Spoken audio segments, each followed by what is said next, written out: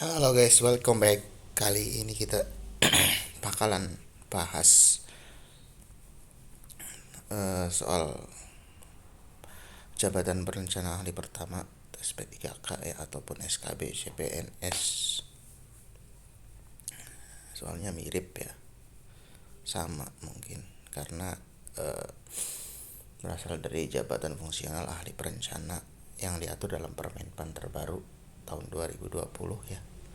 Dimana materinya ada 4 pokok materi sub ya, yaitu materi ekonomi, sosial, perencanaan, dan ekonomi materi spesial.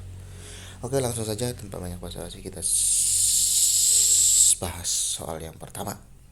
Kali ini materi ruang ataupun spesial ya, space ruang. Langsung ke soal yang pertama, yaitu wadah yang meliputi ruang darat, ruang laut, dan ruang udara, termasuk ruang dalam bumi sebagai satu kesatuan wilayah tempat manusia dan makhluk hidup melakukan kegiatan memelihara kelangsungan hidupnya disebut apa? Silakan teman-teman untuk menjawab terlebih dahulu. 1, 2, 3. Jawaban A ruang, B pola ruang, C total ruang, D struktur ruang, atau E dinamika ruang. Jawaban untuk soal yang ini adalah A ya guys ya. Jadi itu adalah pengertian dari ruang itu sendiri atau space ya. Deh, lanjut ke soal yang kedua. Wujud struktur ruang dan pola ruang disebut A ruang, B pola ruang, C tata ruang, D struktur ruang, E dinamika ruang. Wujud struktur ruang dan pola itu apa? Jawabannya adalah yang C ya guys ya. Ini tata ruang. Jadi tata ruang itu adalah wujud struktur dan pola ruang. Langsung ke soal yang ketiga, banyak basa-basi. Susunan pusat-pusat permukiman dan sistem jaringan prasarana dan sarana yang berfungsi sebagai pendukung kegiatan sosial ekonomi masyarakat yang secara hierarkis memiliki hubungan fungsional disebut A. Ruang, B. Pola ruang, C. Tata ruang, D. Struktur ruang, E. Dinamika ruang. Silahkan pilih jawabannya guys.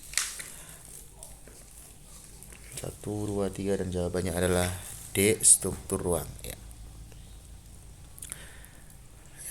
Pusat-pusat permukiman, sistem jaringan, dan lain-lain itu adalah dinamakan struktur ruang.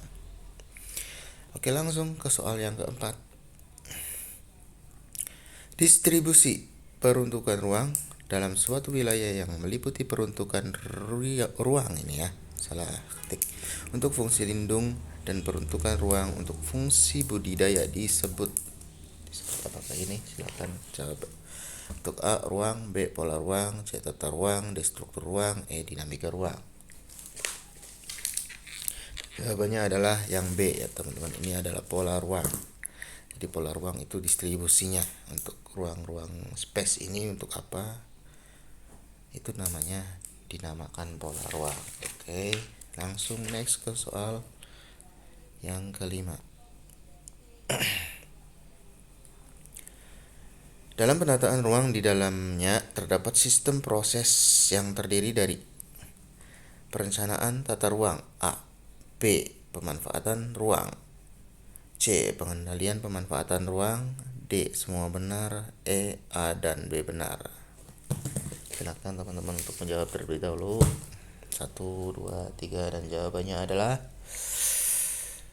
D semua benar. Dalam artian A sampai C, A B C ini benar. Dalam penataan ruang ada sistem proses yang namanya perencanaan tata ruang, kemudian pemanfaatan ruang dan pengendalian pemanfaatan ruang. Itu adalah prosesnya teman-teman ya. Silakan untuk dihafal dan dipahami.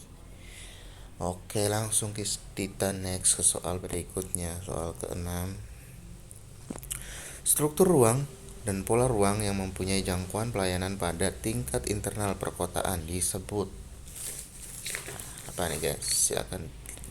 Untuk A, sistem internal kota, B, kawasan kota, C, kawasan lindung kota, D, kawasan perkotaan, E, kawasan pinggiran kota. Mangga untuk dijawab teman-teman ya.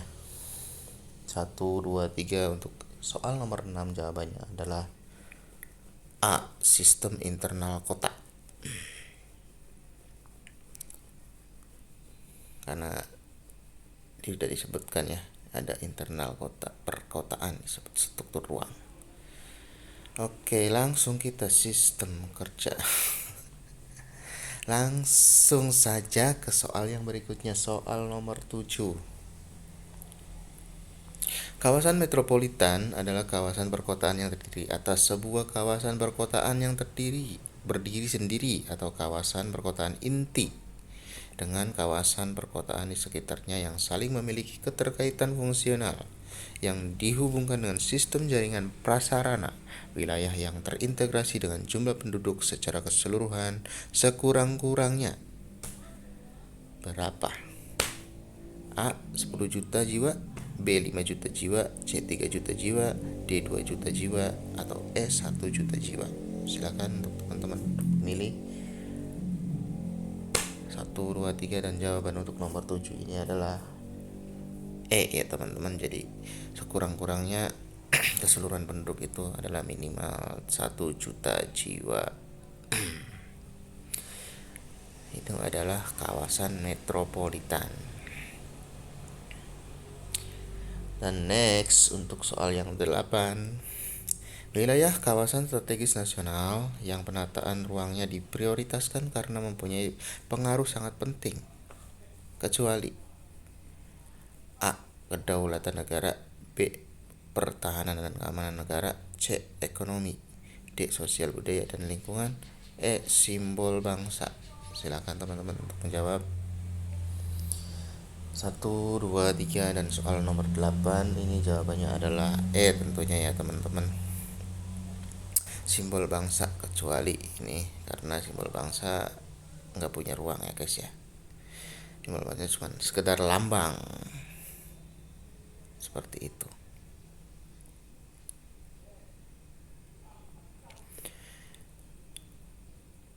Oke, next untuk soal yang kelima. Maaf, soal yang ke-9 ya. Mohon maaf nih, soalnya masih ngantuk, masih subuh guys. Soal yang ke-9, langsung saja. Penataan ruang diselenggarakan dengan memperhatikan hal sebagai berikut, kecuali A, kondisi fisik yang rentan bencana, B, potensi sumber daya alam, C, kondisi ekonomi, D, pendapatan asli daerah, atau E, geostrategi, geopolitik, dan geoekonomi. Silakan teman-teman untuk menjawab untuk soal nomor 9 ini. Dan jawabannya adalah D ya teman-teman, pendapatan asli daerah.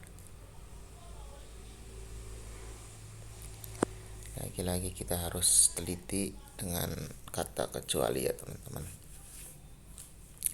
Ini yang diperhatikan, kondisi fisik yang rentan bencana itu harus diperhatikan. Untuk penataan ruang, potensi sumber daya alam diperhatikan juga.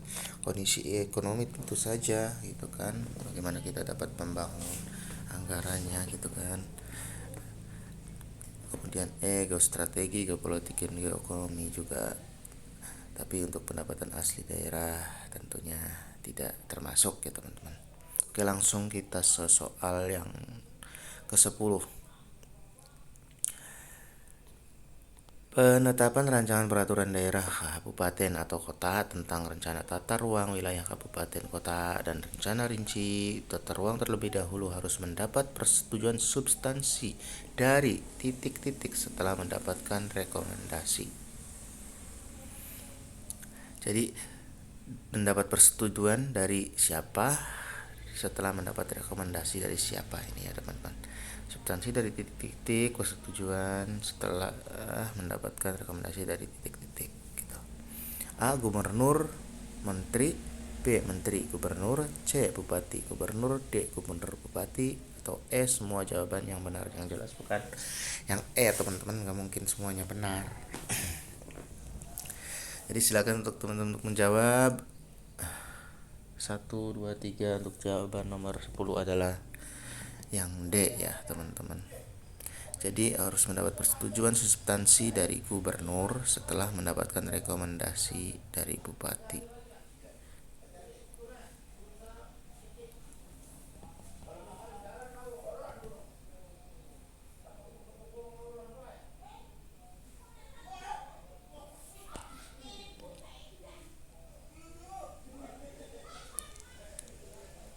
Oke, segitu aja dulu.